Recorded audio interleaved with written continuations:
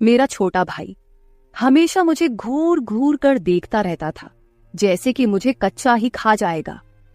मैं उसकी गहरी नजरों को समझ नहीं पा रही थी। मैं तो अपने भाई को बहुत ही शरीफ समझती थी, लेकिन एक दिन उसने मुझे कोई ऐसा काम करने को बोला जिसे सुनकर मेरे तो होश ही उड़ गए। और फिर कुछ ऐसा हुआ कि हेलो दोस्तों, मेरा नाम अनु है और मैं अभी बीटीसी की पढ़ाई कर रही हूँ। मैंने प्राइमरी स्कूल में टीचर के लिए परीक्षा भी दिया है। हमारे घर में कुल 4 लोग रहते हैं, मैं, मेरा भाई और मेरे मम्मी पापा।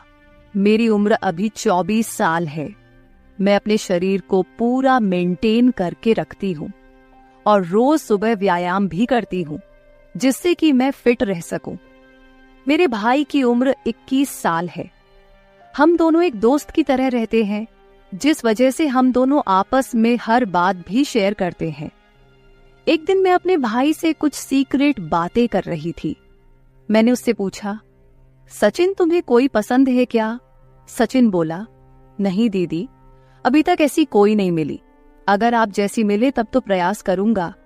इतने में वहां पर मम्मी आ गई और सचिन को किसी काम से बाहर लेकर चली गई। मेरे भाई के मुंह से आप जैसी बात सुनकर मेरे तो होश उड़ गए थे। मैं बस उसके ही बारे में सोच रही थी। यही सब सोचते सोचते कब मेरी आंख लग गई मुझे पता ही नहीं चला। फिर जब मैं उठी तो मैंने देखा घर में कोई भी नहीं था। शायद मम्मी और सचिन अभी तक नहीं आए थे। फिर मैं बाथरूम में जाकर नहाने लगी। तभी माँ और सचिन भाई मार्केट से आ गए तो मैं उनके पास जाकर बातें करने लगी। फिर वो अपने स्कूल चला गया और मैं भी अपने कॉलेज चली गई। मैं अपने कॉलेज में जाकर अपने भाई के बारे में ही सोच रही थी, क्योंकि आज तक किसी ने मेरे को ऐसा नहीं कहा था। तभी मेरी एक सहेली मेरे पास आई और बोली, अरे अनु, तुम क्या सोच रही हो? मैंने कहा, मैं तो कुछ भी नहीं सोच रही हूं। फिर मैंने उससे पूछा, नेहा यार, कोई उपाय बताओ कि कैसे पैसा कमाया जाए, क्योंकि अब तो हमारा कॉलेज भी खत्म होने वाला है। नेहा मुझे गुस्से से देखी और बोली, अरे चल यार, हम लड़कियों के लिए पैसा कमाना आम बात है। फिर हम दोनों अपने अपने घर की तरफ जाने लगी, क्योंकि हमारा क्लास खत्म हो चुका था। मेरी सहेली अपने घर की तरफ जाने लगी, इधर मैं भी अपने घर की तरफ जा रही थी। तभी मैंने रास्ते में अपने भाई सचिन को देखा। उसको देखकर तो मेरे होश ही उड़ गए। सचिन अपने साथ किसी को लेकर घूम रहा था। वो दोनों किसी होटल की तरफ जा रहे थे। मुझे उस पर काफी ज्यादा गुस्सा आ रहा था, क्योंकि पापा इतनी मेहनत करके पैसा लाते हैं और हमें पढ़ने के लिए देते हैं, लेकिन ये सारा पैसा बर्बाद कर रहा है। फिर मैं उसी गुस्से में घर चली आई और सचिन के आने का इंतजार करने लगी। मैं मम्मी पापा को भी ये सब बातें बताना चाहती थी, लेकिन मैंने नहीं बताया कि शायद उन्हें ठेस पहुंचेगी।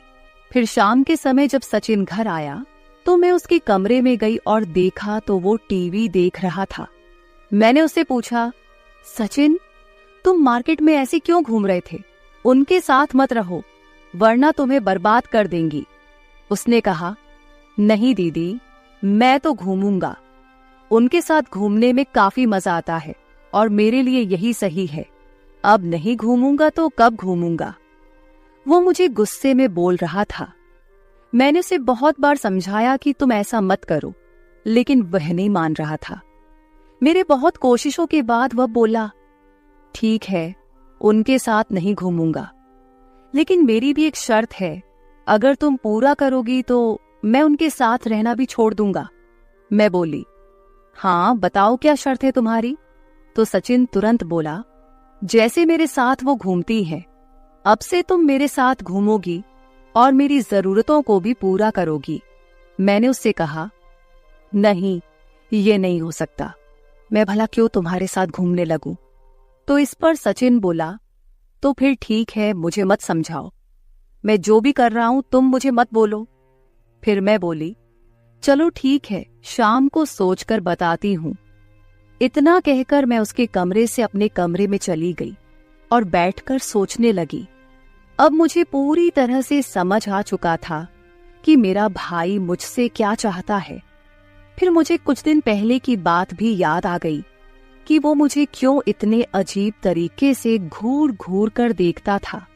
मेरे भाई की कही हुई बातों को सोच सोच कर मेरी टेंशन बहुत ही ज्यादा बढ़ गई थी।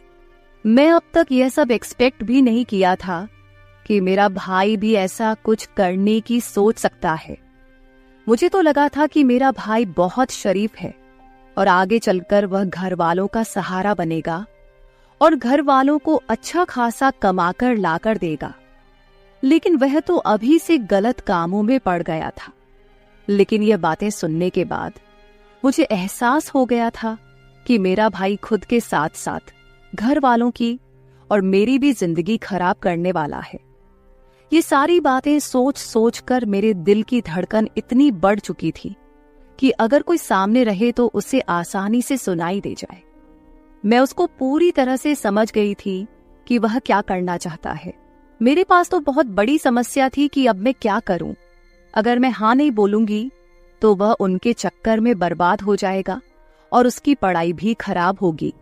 मैं उसे पति पत्नी के जैसे रहने के लिए भी नहीं बोल सकती थी, क्योंकि दुनिया की नजरों में वह मेरा भाई था। फिर मेरे दिमाग में अचानक ख्याल आया कि शायद यह बात घर में ही रहेगी, इससे हमारे घर वालों की जिंदगी भी बची रहेगी और मेरा भाई भी सुधर जाएगा। यही सब सोचते सोचते मैं सो गई। फिर जब मैं सुबह उठी तो सचिन के कमरे में चली गई। शुरू में तो मैंने उसे बहुत समझाया कि यह सही नहीं है, लेकिन वो मेरी एक भी बात सुनने को राजी नहीं था।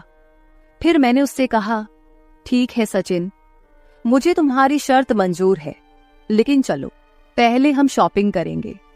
फिर मैंने उससे कहा कि यह बात बाहर किसी को पता नहीं लगना चाहिए और तुम भी किसी के साथ आज के बाद दिखाई मत देना।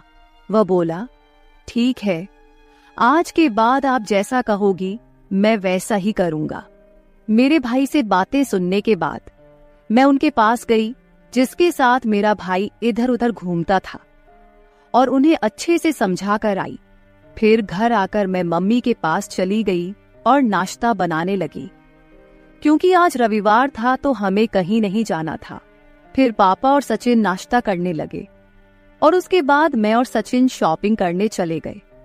मार्केट जाकर सचिन ने मुझे कपड़े दिलवा दिए और अपने लिए भी कपड़े ले लिए। साथ ही मैंने अपनी मम्मी के लिए भी एक साड़ी खरीद ली। फिर शॉपिंग करके हम एक रेस्टोरेंट में गए और वहां से खाना खाकर घर चले आए। फिर शाम होते ही मेरा भाई सचिन मुझसे कहने लगा, चलो दीदी, अब अपनी शर्त पूरा करो। तो फिर मैं भी शर्त के मुताबिक अपना काम करने लगी और उसी दिन के बाद से मैं सचिन के साथ एकदम पति पत्नी की तरह रहने लगी। मैं उसका एकदम पति की तरह ध्यान रखती थी और वह मेरा एकदम पत्नी की तरह ध्यान रखता था। उसके बाद हमारी जिंदगी में जो होना था वह हो गया। मेरा भाई काफी खुश था और साथ साथ मैं भी काफी खुश थी। अब मेरा भाई बहुत ज्यादा सुधर गया है। वह किसी के साथ घूमता भी नहीं है, सिर्फ पढ़ाई करता है और घर आकर मेरे साथ एकदम पति पत्नी की तरह रहता है। इस तरह से हम लोग खुशी खुशी रहने लगे। आप लोग प्लीज मुझे गलत मत समझना, मुझे तो मजबूरी में ही मेरे भाई को इस तरीके से समझाना पड़ रहा था, क्योंकि अगर मैं उस दिन अपने भाई की बात नहीं मानती तो आज पता नहीं वो कहां कहां गलत काम कर रहा होता और अपने साथ हमारे घर वालों की जिंदगी भी खराब कर देता। लेकिन इसमें मेरा कोई भी घाटा नहीं था, क्योंकि अगर मैं उसका ध्यान नहीं रखूंगी तो फिर कौन रखेगा। लगभग 4 महीने बाद मेरी जॉब का ज्वाइनिंग लेटर भी आ गया और मैं वहां चली गई। अब हमारा परिवार भी अच्छे से चलने लगा था। हमारे घर में सभी लोग बहुत खुश हैं और मेरा भाई सचिन भी अपनी जिंदगी में कुछ अच्छा करने की राह पर चल रहा है। इस तरह से मैं और मेरे भाई ने एकदम पति पत्नी की तरह रहकर हमारे घर को बचा लिया। और आगे तो आप सब समझ ही सकते हो, वो तो आप सबको पता ही है। तो मेरे प्यारे दोस्तों, ये थी हमारी आज की छोटी सी कहानी। अगर आपको ये कहानी पसंद आई हो तो इसे लाइक करें और अपने दोस्तों के साथ शेयर करें और कमेंट करके बताएं कि आपको स्टोरी कैसी लगी। अगर आप ऐसी ही और भी इंटरेस्टिंग और रोमांटिक कहानियां सुनना चाहते हो तो चैनल को सब्सक्राइब जरूर कर ले और बेल आइकन ऑन कर ले ताकि आपको मेरी हर कहानी समय पर मिल सके। कल मिलेंगे एक और नई कहानी के साथ। चुके थे। धन्यवाद। आज मेरी सुहाग रात थी। मैं बेडरूम में बैठी अपने पति का इंतजार कर रही थी। कुछ देर के बाद मेरे कमरे का दरवाजा खुलता है और कोई मेरे कमरे में दाखिल हो जाता है।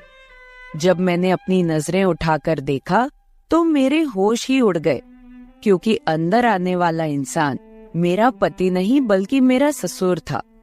वो शराब के नशे में पूरी तरह से धुत था। मुझे वो इंसान कम और हवस का पुजारी ज्यादा लग रहा था। फिर वो धीरे धीरे आगे बढ़ा और मेरे बेड के ऊपर आकर बैठ गया और मुझे अपनी हवस भरी नजरों से देखने लगा। फिर उसने मेरे साथ जो किया उसकी तो आप कल्पना भी नहीं कर सकते। आज मैं आपको अपनी जिंदगी की अनोखी कहानी सुनाने जा रही हूँ। हेलो दोस्तों, मेरा नाम पायल है और मेरी उम्र 22 साल है। मैं एक सुंदर विवाहित जवान स्त्री हूँ। मेरा रंग गोरा है और मेरा कद 5 फुट 4 इंच है। मेरा जिस्म बिल्कुल कारीगरी की तराशी हुई संगमरमर की मूर्ति की तरह है। मैं एक मिडिल क्लास फैमिली से बिलोंग करती थी और शहर में अपनी फैमिली के साथ हंसी खुशी जिंदगी गुजार रही थी। तभी अचानक मेरी जिंदगी में एक ऐसा तूफान आया जिसने मेरी जिंदगी को उजाड़ कर रख दिया। मुझसे भूल हो गई थी कि मैं किसी को प्यार कर बैठी थी, लेकिन हमारे गांव के लोग पुरानी रस्मों रिवाज के मुताबिक चलते थे, क्योंकि मैं जिस गांव से थी वहां पर मोहब्बत करना पाप समझा जाता था। जब मेरे गांव के लोगों को पता चला कि मैं किसी लड़के को मोहब्बत करती हूँ तो उन लोगों को यह बात हजम ही नहीं हुई। पूरे गांव के लोगों ने मेरे घर वालों का जीना मुश्किल कर दिया। इसी बात से तंग होकर मेरे पापा ने फैसला लिया कि वह जल्द से जल्द मेरी शादी कर देंगे। उनका कहना था कि वो मेरी शादी अपने पुराने गांव में करना चाहते हैं, जहां पर उनका जन्म हुआ था। मेरा रिश्ता गांव के एक लड़के के साथ तय हो गया था। फिर मैंने भी अपने परिवार की इज्जत बचाने की खातिर शादी करने के लिए हाँ कर दी। 1 महीने बाद मेरी शादी हो गई। मैं विदा होकर गांव में अपने ससुराल आ गई। मेरी आंखों में अपने ससुराल और अपने पति को लेकर बहुत सारे सपने थे। गांव में मेरा स्वागत बहुत अच्छे तरीके से किया गया। मैंने सुना था कि मेरा पति मेरे सास ससुर का एक लौता बेटा है। मैं बहुत खुश थी कि आज मेरी सुहागरात है। रात के 10 बज चुके थे। मैं अपने कमरे में अपने पति के आने का इंतजार कर रही थी। फिर कुछ देर के बाद अचानक किसी ने दरवाजा खोला और कोई मेरे बेडरूम में दाखिल हो गया। जब मैंने अपना घूंघट उठाकर देखा तो अंदर आने वाला इंसान मेरा पति तो नहीं था, बल्कि वो मेरा ससुर था। जब मैंने अपने ससुर की तरफ देखा तो वो धीरे धीरे मेरी तरफ बढ़ रहा था। ससुर को अपनी तरफ बढ़ता देख मेरे तो पैरों तले से जमीन निकल गई कि आखिर वो रात के समय मेरे कमरे में क्या कर रहे हैं। मैंने जल्दी से उनको देखकर अपना घूंघट पूरी तरह से अपने चेहरे पर ओढ़ लिया। मेरे ससुर कमरे में आते ही मेरे पास बेड पर आकर बैठ गए। उन्होंने बहुत शराब पी रखी थी। उनको इस तरह से देखकर मैं बहुत ही घबरा गई। वो मुझे हवस भरी नजरों से देख रहे थे और मुझे छूने की कोशिश कर रहे थे। मैंने झटके से उन्हें दूर कर दिया और जोर जोर से चिल्लाने लगी। मैं उनको बोल रही थी कि आप मेरे साथ क्या करने की कोशिश कर रहे हो। तो वो आदमी जोर जोर से हंसने लगा और कहने लगा कि तुम्हें नहीं पता कि तुम्हारे साथ क्या हो रहा है। मैं तुम्हारा पति हूँ। मैं उनकी बात सुनकर चौंक गई कि वो किस तरह की बातें कर रहे हैं। मेरी शादी तो उनके बेटे राहुल के साथ हुई है और ये तो मेरे ससुर है। मेरे ससुर ने जब मुझे दोबारा से छुआ और मेरे करीब आए तो मैंने जोर जोर से चिल्लाने की कोशिश की, तो उन्होंने मेरे मुंह पर एक जोरदार थप्पड़ मारा और कहने लगे, मैंने कहा ना कि मैं तुम्हारा पति हूँ, तुम्हें मेरी बात समझ नहीं आई। फिर वह मुझे कहने लगा कि ये हमारे गांव की परंपरा है। मैं उनकी बात सुनकर सोच विचार में पड़ गई कि आखिर ये कौन सी परंपरा है। मुझे तो ऐसी किसी भी परंपरा के बारे में किसी ने कुछ भी नहीं बताया। वो कहने लगा कि जब लड़की शादी करके पहली बार हमारे गांव में आती है तो शादी की पहली रात से लेकर 40 दिन तक उसका ससुर उसके साथ सुहागरात मनाता है। ऐसा इसलिए होता है क्योंकि हमारे गांव में बड़े लोगों को बहुत मान सम्मान दिया जाता है, इसलिए घर की बहू पर भी पहले बड़ों का हक होता है। मैं तुम्हारे साथ 40 दिन तक इस रस्म को पूरा करूंगा और हमारे गांव की इस परंपरा को आगे बढ़ाऊंगा। मैं अपने ससुर की बात सुनकर बहुत ज्यादा डर गई कि आखिर यह कैसी परंपरा है और मेरा पति वो कैसा इंसान है जो अपनी पत्नी को 40 दिन के लिए अपने पिताजी के हवाले छोड़ने वाला है। मैंने अपने ससुर से कहा कि मैं ऐसी किसी भी परंपरा को नहीं मानती। मेरी शादी जिसके साथ हुई है मैं उसी के साथ सुहागरात मनाऊंगी और उसी के साथ रहूंगी। तो मेरा ससुर कहने लगा कि जितना तुमसे कहा जा रहा है बस उतना ही करो, ज्यादा आगे बढ़ने की जरूरत नहीं है। अब तुम्हारी शादी इस गांव में हो चुकी है और तुम्हारा पिता तो इस गांव की सारी परंपराओं और रस्मों रिवाजों को अच्छी तरह से जानता है। उसने तुम्हें कुछ नहीं बताया क्या कि हमारे गांव की हर औरत के साथ ऐसा ही होता आया है। फिर उसने मेरे साथ जबरदस्ती करनी शुरू कर दी और फिर वो हुआ जो नहीं होना चाहिए था। वो सारी रात मेरी इज्जत के साथ खिलवाड़ करता रहा। मैं चीखती रही, चिल्लाती रही। न तो मेरी मदद करने के लिए मेरा पति आया और न ही मेरी सास आई। मेरे ऊपर किसी को भी दया नहीं आई। वहाँ पर मेरी बात सुनने वाला कोई भी नहीं था। मुझे तो मजबूरी में ही अपने ससुर को अपना पति मानना पड़ रहा था। मैं अपने पति से शादी करने के बावजूद भी 40 दिन तक अपने पति के लिए अनजान थी और वो भी मेरे लिए अनजान बनकर रह रहा था। जब 40 दिन गुजरे तो मुझे लगा कि मेरी जिंदगी में मुश्किलें कम हो जाएंगी। जिस दिन मेरी शादी को 40 दिन पूरे होने वाले थे, उस रात मेरा पति मेरे साथ सुहागरात मनाने वाला था, क्योंकि 40 दिन अपने ससुर के साथ रहने वाली रस्म अब पूरी हो चुकी थी। मेरा पति राहुल मेरे कमरे में आया और उसने मेरी तारीफ करनी शुरू कर दी। लेकिन अब मुझे अपने पति के अंदर कोई भी इंटरेस्ट नहीं था, क्योंकि अब मैं अंदर से पूरी तरह टूट चुकी थी। वो अपने दिल की चाहत मेरे साथ पूरी कर चुका था। अब मेरे ससुर ने भी मेरे कमरे में आना बंद कर दिया था और पति की तरह हक जमाना भी बंद कर दिया था। अब मेरा पति मेरे साथ रहने लगा था। अभी 1 हफ्ता और गुजरा था कि मुझे पता चला कि मैं प्रेग्नेंट हूँ। लेकिन मेरी यह समझ नहीं आ रहा था कि यह बच्चा मेरे ससुर का है या फिर मेरे पति का है, क्योंकि पिछले 40 दिनों से मेरे साथ मेरा ससुर रात गुजार रहा था और अभी 1 हफ्ते से मेरा पति। बस दिन इसी तरह से गुजरते गए और मेरे 9 महीने पूरे होने वाले थे। फिर कुछ दिनों बाद मेरा पति मुझे चेकअप कराने के लिए शहर डॉक्टर के पास लेकर गया। वहाँ पर मुझे मेरी एक पुरानी दोस्त मिली जो कॉलेज टाइम में मेरे साथ पढ़ा करती थी। अब वो एक न्यूज रिपोर्टर बन चुकी थी। वो मुझे बोली, पायल यार, तुमने मुझे अपनी शादी पर क्यों नहीं बुलाया? लेकिन मैं अपने पति के सामने उसको कोई भी जवाब नहीं दे पाई, क्योंकि मैं बहुत ही उदास थी। मेरा चेहरा और मेरी हालत देखकर वो समझ गई कि मैं किसी मुश्किल में हूँ। फिर वो बोली कि अपना एड्रेस बताओ, मैं तुम्हें मिलने के लिए तुम्हारे घर आऊंगी। पर मैं नहीं चाहती थी कि वो मेरे घर आए, क्योंकि मैं उसके सामने अपने ससुराल वालों की सच्चाई नहीं आने देना चाहती थी। लेकिन कुछ दिनों के बाद वो मुझे मिलने के लिए मेरे ससुराल चली आई। मेरी दोस्त मेरे साथ कमरे में बैठी हुई थी और मेरी हालत देखकर मुझे कहने लगी, पायल, तुम कैसी हो गई हो? तुम तो बहुत खूबसूरत थी। मैंने उसे कहा, नहीं नहीं, मैं बहुत खुश हूँ।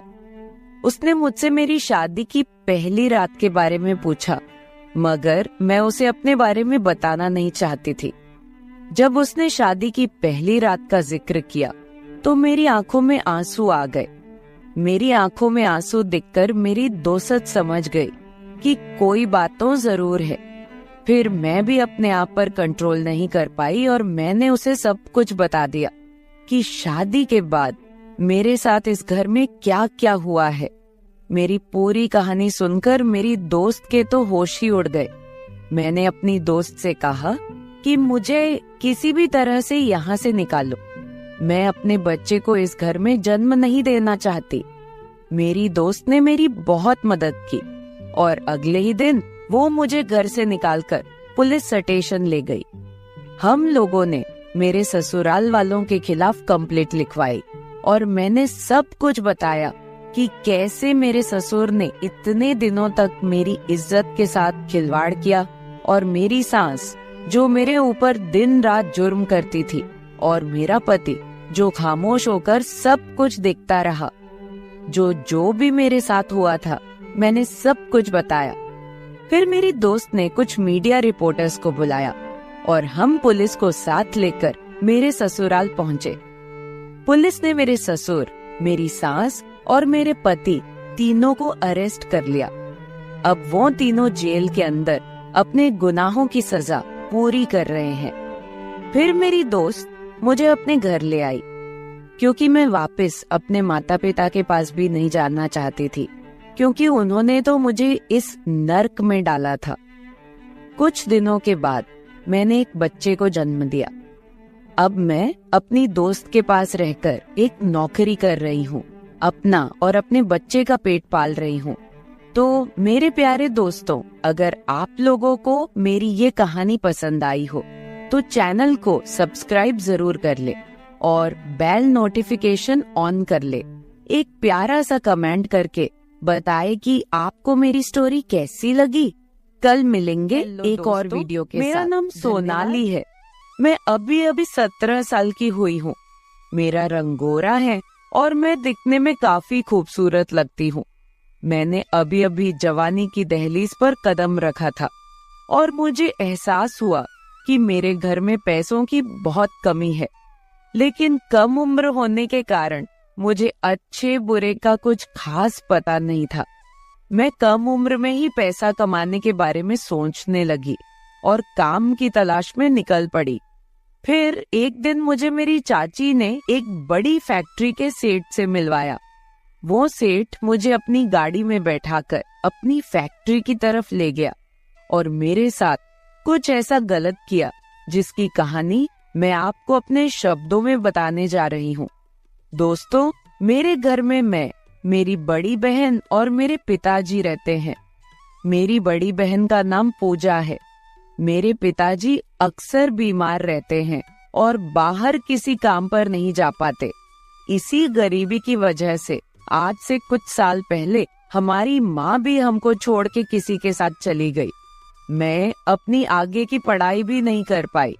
पैसों को लेकर बहुत ज्यादा दिक्कत होने लगी थी। मेरे चाचा चाची भी हमारे साथ नहीं रहते थे। उनका घर हमारे घर से थोड़ा दूर था। वो कभी कभी हमारे घर में आया करते थे, लेकिन चाची हमारा बहुत फिक्र करती थी। मेरी बहन की उम्र 20 साल है। वो मेरे से 3 साल बड़ी है और वो भी मेरी तरह दिखने में बहुत ही खूबसूरत है। गरीबी के कारण हम दोनों बहनों के शौक अधूरे ही रह गए थे। पापा शराब पीने के कारण बीमार रहते थे। आमदनी का कोई साधन नहीं था। दिन पर दिन घर की हालत खराब होती गई। मेरी बड़ी बहन काम ढूंढने की बहुत कोशिश कर रही थी, लेकिन कहीं पर भी काम नहीं मिला। फिर मेरी बहन गांव में ही एक घर में साफ सफाई का काम करने लगी, लेकिन वो लोग भी काम करवाने के बाद जल्दी पैसा नहीं देते थे और काम भी बहुत ज्यादा था, इसलिए वो ज्यादा टाइम काम नहीं कर पाई। फिर एक दिन हमारी चाची हमारे घर आई। चाची का नाम रितिका है। वह एक बार डांसर है और घर चलाने के लिए उसे बार में डांस करना पड़ता है, जो अब उसका शौक बन गया है। कुछ दिन बाद हमारे ऊपर दुखों का पहाड़ टूट पड़ा। मेरे पिताजी की मृत्यु हो गई और उसके बाद से परिवार में हम दोनों बहनें ही रह गई। मेरी बहन हमेशा से हमारे घर की आर्थिक स्थिति के बारे में सोचकर चिंता करती रहती है, क्योंकि हमारे पास आमदनी का कोई भी साधन नहीं था। घर में बहुत ज्यादा तंगी आ चुकी थी। अब तो कई कई दिन तक हमें भूखा रहना पड़ता था। हमारे रिश्तेदारों ने भी हमसे किनारा कर लिया था। दीदी ने नौकरी करने की बहुत कोशिश की, लेकिन उनको कहीं पर भी काम नहीं मिला। घर के हालात बहुत ज्यादा खराब हो चुके थे। जितने भी पैसे थे पिताजी के इलाज पर सब खत्म हो चुके थे। फिर एक दिन रितिका चाची हमारे घर में आई और हमारे घर के हालात को देखकर मेरी बड़ी बहन को कहने लगी, देख पूजा, तेरे घर के हालत ठीक नहीं है, तुम कुछ काम क्यों नहीं कर लेती हो? अभी तुम 20 साल की हो चुकी हो, खूबसूरत हो और जिंदगी जीने के लिए और क्या चाहिए? दीदी बोली, मुझे कौन काम देगा और मुझे कोई भी काम का अनुभव भी नहीं पता है और ना ही मैंने पढ़ाई की है। काम कैसे करूंगी? ऐसे में मैं किसके पास जाऊं कि मुझे काम दो? फिर चाची बोली, तुम उसकी चिंता मेरे ऊपर छोड़ दो, मैं तुम्हें पैसे कमाने की कला बताऊंगी। बस तुम मेरी बात मानकर जो मैं बोलूंगी उसे करते रहना। दीदी बोली, ठीक है। फिर चाची बोली, तो मैं कल आऊंगी तेरे पास, फिर हम बाजार जाकर कुछ नए कपड़े लेकर आएंगे। दीदी बोली, लेकिन इन सब के लिए इतना पैसा मेरे पास नहीं है। चाची कहने लगी, तू पैसे की चिंता मत कर, मैं हूं ना, मुझे बाद में कमाने के बाद पैसा चुका देना, लेकिन अभी वैसा ही कर जैसा मैं कहती हूँ। दूसरे दिन चाची बहुत ही सुंदर कपड़े पहनकर मेरे घर आई। मैं बस देखती ही रह गई कि चाची के पति कोई काम तो करते नहीं, पर चाची के पास इतना पैसा और इतने अच्छे कपड़े पता नहीं कहाँ से आते हैं। चाची हमको बोली, क्या हुआ, ऐसे क्या देख रही हो? दीदी बोली, नहीं चाची, कुछ भी नहीं, बस आपको देख रही थी, क्या लग रही हो आप। फिर मेरी दीदी और चाची दोनों बाजार चली गई। वहां से ढेर सारे कपड़े लेकर आई। जाते समय तो मेरी दीदी सिंपल सूट में गई थी, लेकिन जब वापस आई तो कुछ पल के लिए तो मुझे विश्वास ही नहीं हुआ कि यह मेरी बड़ी बहन है। वो जैसे किसी फिल्म की हीरोइन लग रही हो। मैं अपनी बहन को देखती रह गई, क्योंकि वो पहचान में ही नहीं आ रही थी। उसने पैंट और टॉप पहन रखा था और ब्यूटी पार्लर से सज धज कर आई हुई थी। कुछ देर बाद लगभग शाम को एक बड़ी सारी कार मेरे घर के बाहर आई। उसमें से एक 50 साल की उम्र का आदमी बाहर निकलकर मेरे घर में आया। चाची उनको बोल रही थी, आइए सेठ जी, हम दोनों तैयार हैं, आप एक बार अंदर आकर उसे देख लीजिए, उसके बाद हम लोग चलेंगे। सेठ बोला, ठीक है, मेरे बारे में तो बता दिया है ना कि क्या काम करना होगा, बाकी सारी व्यवस्थाएं मेरी तरफ से फ्री होंगी। चाची बोली, हाँ सेठ जी, मैंने इसे सारी बात बताई है, बाकी आप अंदर आकर देख लीजिए। चाची और उस सेठ की बातें सुनकर इतना तो मैं समझ गई थी कि चाची मेरी बहन को कोई काम दिला रही है। फिर वह आदमी कमरे के अंदर जाता है। उसके अंदर जाने से पहले ही मैं उसी कमरे में जाकर छुपकर बैठ गई और अपनी बहन और सेठ की बातें सुनने लगी। वह बोल रहा था कि मेरी बिस्किट की फैक्ट्री है, वहां पर आपको काम करना होगा। क्या तुम काम करने के लिए तैयार हो?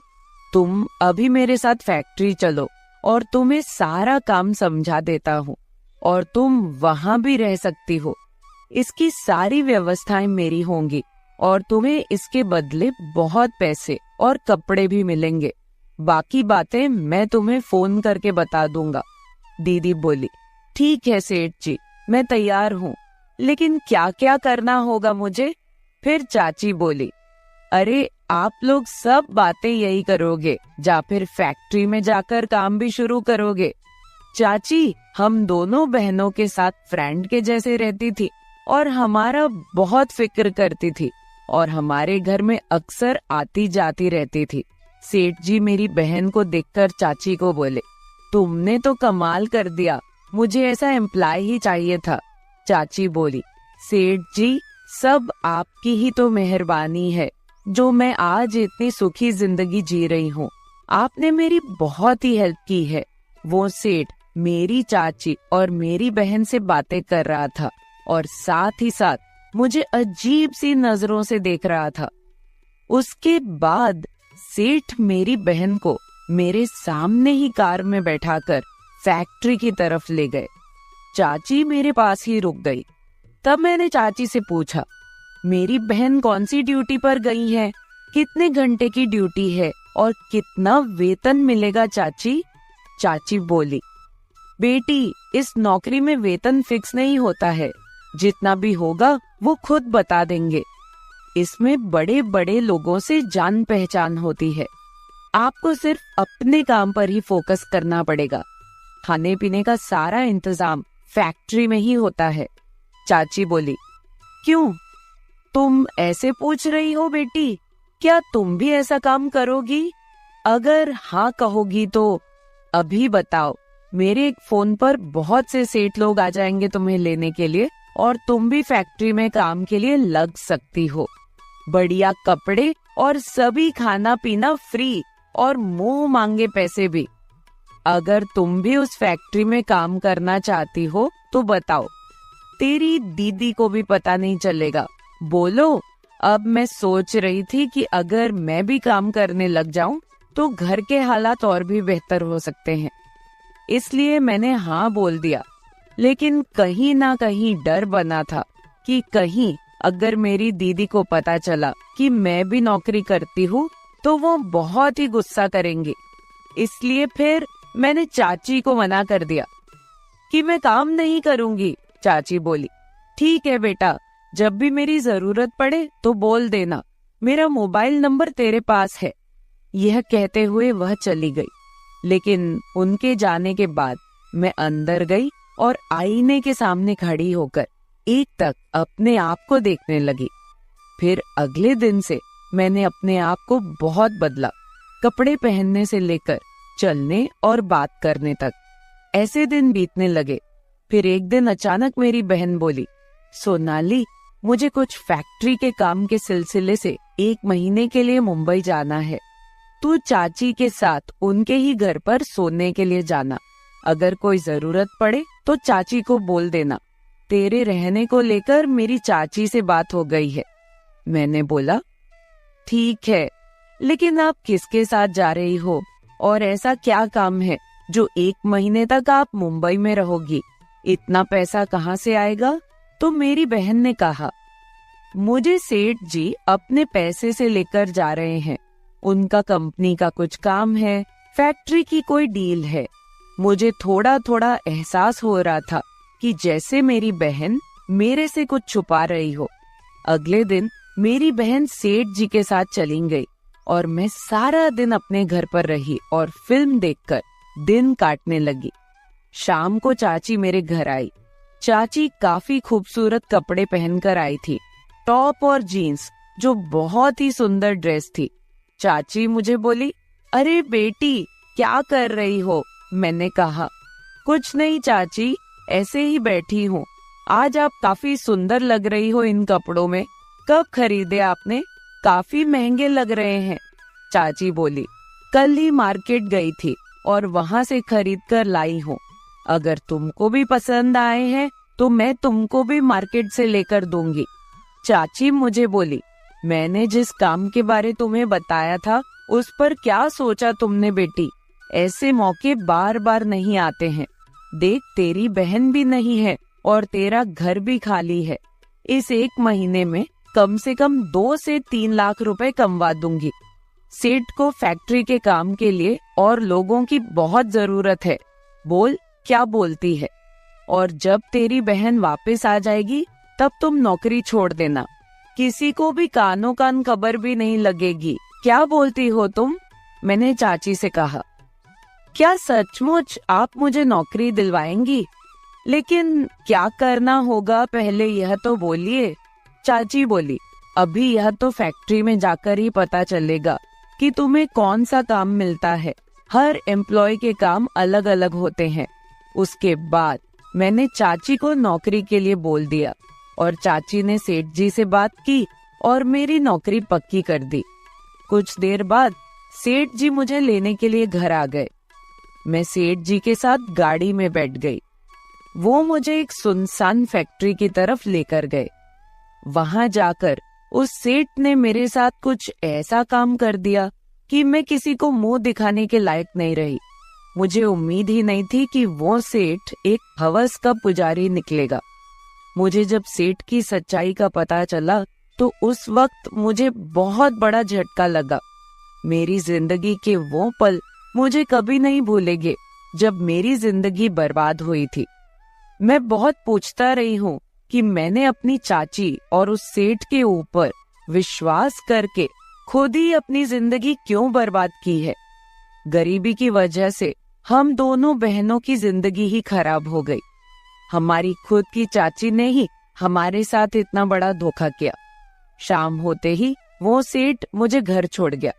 मैंने अपने मन में सोच लिया था कि इस सेठ को मैं कभी नहीं छोड़ूंगी। पता नहीं उस सेठ ने कितनी और लड़कियों की जिंदगी बर्बाद की होगी। अगली सुबह मेरी बड़ी बहन भी घर आ गई और हम दोनों बहनों ने पुलिस स्टेशन जाकर उस सेठ और मेरी चाची के खिलाफ कंप्लेंट की। अब वो दोनों जेल के अंदर अपने गुनाहों की सजा पूरी कर रहे हैं। भगवान ऐसी गरीबी न दे कि किसी की जिंदगी ही बर्बाद हो जाए। तो मेरे प्यारे दोस्तों, अगर आप लोगों को मेरी ये कहानी पसंद आई हो तो चैनल को सब्सक्राइब जरूर कर ले और बेल नोटिफिकेशन ऑन कर ले। एक प्यारा सा कमेंट करके बताइए कि आपको मेरी स्टोरी कैसी लगी। कल मिलेंगे एक और वीडियो के साथ। मैं कभी नहीं भूल सकती जिसको मैं अपना छोटा भाई समझती थी। ना जाने वो क्यों हमेशा मुझे अजीब सी नजरों से देखता था। मेरे छोटे भाई और मेरे बीच की नजदीकियां ने हमारे रिश्ते को और भी ज्यादा गहरा बना दिया था। मैं अपने भाई की गहरी नजरों को उस दिन समझ पाई जब हम दोनों मुंबई घूमने के लिए गए थे और वहां जाकर हमने एक होटल में कमरा लिया था। उस दिन हमारे बीच के रिश्ते ने एक नया मोड़ लिया था। हम दोनों होटल के कमरे में सोए थे। करीब रात 1 बजे का वक्त था। उस रात अचानक मेरी कमर में बहुत तेज दर्द उठा तो मेरा भाई मेरी कमर में तेल की मालिश करने लगा। तेल लगाते लगाते कुछ ऐसा हुआ कि दोस्तों, स्वागत है आपका हमारे सुविचार रोमांटिक स्टोरीज चैनल में। कहानी में आगे बढ़ने से पहले चैनल को सब्सक्राइब जरूर कर ले और बिल नोटिफिकेशन ऑन कर ले। मेरा एक छोटा भाई है जो मेरे से 4 साल छोटा है। वो हॉस्टल में रहकर अपनी पढ़ाई करता है। जब उसकी पढ़ाई की कुछ छुट्टियां होती है तो वह घर पर आ जाता है और घर पर आने के बाद हम खूब मौज मस्ती करते हैं। यह बात उस समय की है जब मेरा भाई अभी अभी हॉस्टल से घर आया था। मेरे भाई का हॉस्टल से निकलना या बाहर कहीं आना जाना नहीं रहता है। वो वहीं पर रहकर अपनी पढ़ाई करता है और उन्हें बाहर नहीं घूमने फिरने दिया जाता, इसलिए वह वहां रहकर बोर हो जाता है। जब वह घर पर आया तो उसने मुझे कहा कि मैं बहुत बोर हो गया हूँ, चलो दीदी कहीं बाहर घूमने चलते हैं। फिर मैंने और मेरे छोटे भाई ने बाहर कहीं घूमने का प्लान बनाया। हम दोनों ने प्लान बनाया कि हम मुंबई घूमने के लिए जाएंगे। बाहर घूमने की खुशी में हमने उसी दिन अपनी अपनी पैकिंग वगैरह कर ली और हम अगले दिन ही मुंबई के लिए निकल गए। जब मुंबई गए तो वहां पर हमने होटल में एक कमरा किराए पर ले लिया, लेकिन मुझे नहीं पता था कि मेरा भाई मुझे पत्नी की तरह रखने वाला है। आगे तो आप समझ ही सकते हैं। मेरा नाम काजल है और मेरी उम्र 20 साल की है। मैं अभी कुंवारी हूँ। मेरा रंग गोरा है। मैंने अभी अभी अपनी पढ़ाई कंप्लीट की है और अब मैं घर पर ही रहती हूँ। मेरे पिता एक बहुत ही बड़े बिजनेसमैन हैं। वह अपने बिजनेस के सिलसिले में हमेशा फॉरेन में रहते हैं। जब हम दोनों भाई बहन छोटे थे तो हमारी माँ की मौत हो गई थी। उसके बाद घर की सारी जिम्मेदारी मेरे ऊपर आ गई। मैं सुबह घर का काम करके कॉलेज जाती और वापस आकर फिर घर का सारा काम करती। मैं दिखने में बहुत ही खूबसूरत हूँ। मुझे आज तक बहुत सारे लड़के प्रपोज भी कर चुके हैं। मेरे पिताजी मेरी बिल्कुल भी केयर नहीं करते थे। वो हमारे पास बहुत ही कम रहते थे। ज्यादातर वह अपने काम के सिलसिले में फॉरेन में ही रहते थे। मैंने अपने छोटे भाई की परवरिश खुद अकेले ही की। उसकी अच्छे तरीके से पढ़ाई में मदद की और उसका ख्याल रखा। 5वीं कक्षा तक तो वो मेरे साथ ही रहकर पढ़ाई करता था। फिर एक दिन हमारे पिता फॉरेन से आए। उन्होंने उसे बोर्डिंग स्कूल भेज दिया पढ़ने के लिए। उसने कुछ सालों तक बोर्डिंग स्कूल में ही पढ़ाई की। बाद में पिताजी ने उसे फॉरेन भेज दिया पढ़ने के लिए। वो वहाँ हॉस्टल में रहकर पढ़ाई करने लगा। भाई और पिता के चले जाने के बाद मैं बिल्कुल अकेली पड़ गई थी। पिताजी के पास तो बिल्कुल भी मेरे लिए समय नहीं था। मैं घर पर बिल्कुल अकेली रहती थी और इसी वजह से धीरे धीरे यह अकेलापन मुझे काटने लगा। भाई मेरा कभी कभी फोन पर बात करके हालचाल ले लिया करता था। पिताजी तो मुझे कभी फोन तक नहीं करते थे। मुझे ऐसा लगने लगा था कि मेरे पिताजी ने फॉरेन में दूसरी शादी कर रखी है। मैंने यह बात अपने भाई से कभी नहीं बताई। मैं नहीं चाहती थी कि मेरे भाई के अंदर हमारे पिता के लिए कोई कड़वाहट हो। मैं तो चाहती थी कि मेरा भाई बिना किसी चिंता किए अपनी पढ़ाई पूरी करे और जल्दी से अपने घर आ जाए। इसीलिए मैं बस चुपचाप सब कुछ सह रही थी। धीरे धीरे समय बीतता गया और मेरी तबीयत खराब रहने लगी। भूख प्यास सब खत्म होती जा रही थी। मेरी बीमारी का कारण मेरा अकेलापन मुझे खाए जा रहा था।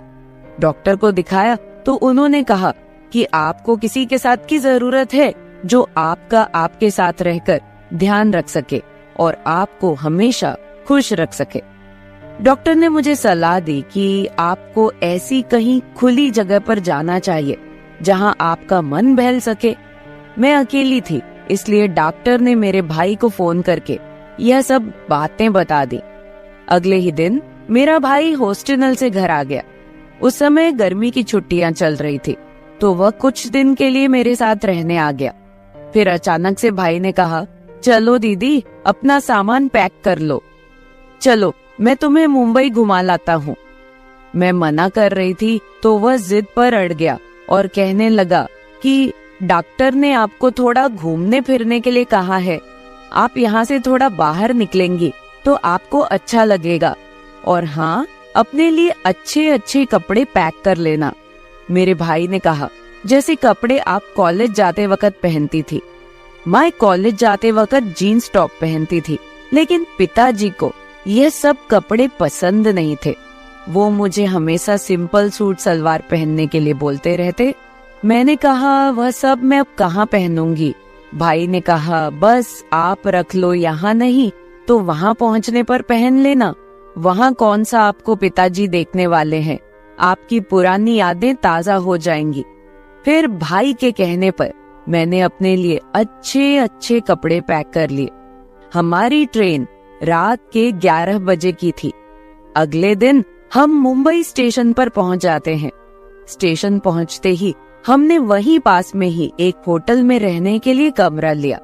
हमने अपना सारा सामान गाड़ी से उतारकर कमरे में पहुंचा दिया और फिर मैं और भाई दोनों फ्रेश हुए।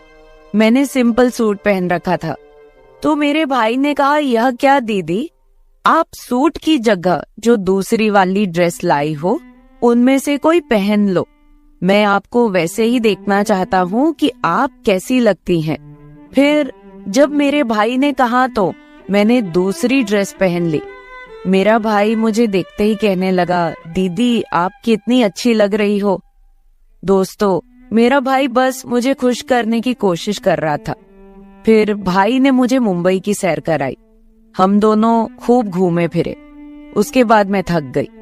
मैंने भाई से कहा, चलो अब होटल वापस चलते हैं। तो भाई ने कहा, ठीक है। होटल पहुंचते पहुंचते रात हो गई। रात का खाना हमने वहीं मंगाकर खा लिया था। फिर मेरा भाई मुझसे बातें करने लगा। मैंने उससे कहा, चलो सो जाओ, पर वह कहने लगा, नहीं, आज मैं पूरी रात आपसे बातें करूंगा। डॉक्टर ने कहा है कि मैं आपको अकेला न छोड़ूं, आपको खुश रखूं। फिर भाई कहता है, दीदी आप इस ड्रेस में एकदम मॉडल जैसी दिखती हो, अब आप ऐसी ही ड्रेस पहना करो। वैसे भी पापा कहाँ आपके साथ रहते हैं, उन्हें तो आपकी बिल्कुल भी परवाह नहीं है। फिर भाई पूछता है, दीदी आपका कोई बॉयफ्रेंड है क्या? तो मैंने हंसकर कहा, तुम भी यह सब बातें लेकर बैठ गए हो। भाई ने हंसकर कहा, बताइए ना दीदी प्लीज। तो मैं भी अपने भाई को सारी बातें बताने लगी। मैंने कहा, हाँ, जब मैं कॉलेज जाती थी तो मेरा एक दोस्त था। फिर भाई ने पूछा, सिर्फ दोस्त था या कुछ और? मैंने कहा, हाँ, दोस्त से भी बढ़कर था। वो मुझे कहता रहता था कि काजल, मैं तुझे अपनी जान से भी ज्यादा प्यार करता हूँ, लेकिन उसने मुझे धोखा दे दिया। वो मेरे साथ साथ और भी लड़कियों से संबंध रखता था। एक दिन वो मार्केट में किसी लड़की के साथ घूम रहा था, तो मेरी सहेली ने उसे देख लिया और मुझे बता दिया। जब मुझे यह सब पता चला तो मैं एकदम से टूट गई थी। ऊपर से ना तो तुम ही घर रहते थे और ना ही पिताजी को मेरी परवाह थी। फिर मैं अपने आप को बहुत अकेला फील करने लगी और डिप्रेशन में चली गई और बीमार रहने लगी। फिर मैंने कहा, खैर ये सब छोड़ो, सब पुरानी बातें हैं। फिर भाई कहने लगा, आज से मैं आपका पूरा ख्याल रखूंगा। भाई ने मुझे बहुत ज्यादा खुश कर दिया था। इतनी खुशी मुझे कभी नहीं मिली थी। हमने अपने दिल की बात एक दूसरे से शेयर की। अब मेरी तबीयत बिल्कुल ठीक हो गई थी। मैं बिल्कुल फिट और फाइन हो गई थी। अगले दिन हम होटल के स्विमिंग पूल में गए। सच में मैं उस दिन बहुत खुश थी। मेरे भाई ने मुझे खुश रखने में मेरा पूरा साथ दिया। फिर मैंने भाई से पूछा, क्या तुम्हारी कोई गर्लफ्रेंड है? भाई ने कहा, हाँ है तो, पर आपके जैसे अपनापन वाला एहसास किसी के साथ नहीं है। मेरे भाई ने मुझे अपने और अपनी गर्लफ्रेंड की सारी बातें बताई। फिर भाई कहने लगा, अब हम साल में एक बार किसी अच्छी जगह पर घूमने जाएंगे। आप टेंशन मत लीजिए, मैं आपको जरूर लेकर जाऊंगा और आपको हमेशा खुश रखूंगा। फिर मैंने उसे कहा कि मुझे खुश तो सिर्फ मेरा बॉयफ्रेंड ही रख सकता है। क्या तुम मेरे बॉयफ्रेंड के जैसे रह सकते हो? भाई ने हाँ में सिर हिलाया। हम दोनों होटल के कमरे में सोए थे। करीब रात 1 बजे का वक्त था। उस रात अचानक मेरी कमर में बहुत तेज दर्द उठा, तो मेरा भाई मेरी कमर में तेल की मालिश करने लगा। तेल लगाते लगाते कुछ ऐसा हुआ कि फिर मैंने सारा कुछ अपने छोटे भाई के हवाले कर दिया। उसके बाद तो आप समझ ही सकते हैं, मेरे भाई ने भी मुझे किसी चीज के लिए मना नहीं किया। अब मैं अपने भाई के साथ बहुत खुश हूँ। हमको दुनिया की कोई भी परवाह नहीं है कि लोग हमारे बारे में क्या बोलेंगे।